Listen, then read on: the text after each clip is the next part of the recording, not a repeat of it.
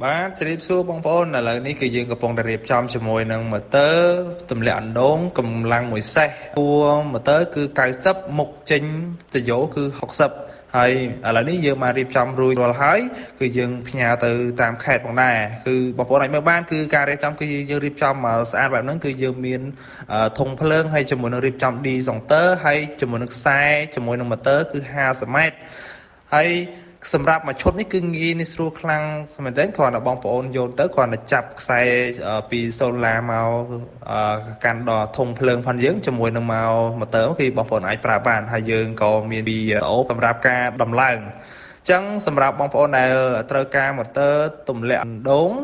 យើងមានចាប់ពី1សេស2សេសរហូតដល់3សេសហើយសម្រាប់បងប្អូនចង់កំងទិញសម្រាប់ថ្ងៃនេះគឺយើងមានការបញ្ចុះតម្លៃពិសេសផងដែរអញ្ចឹងបងប្អូនអាចឆ្លាតសួរឬក៏អាចតាក់ទងមកកាន់ page បានសូមអរគុណ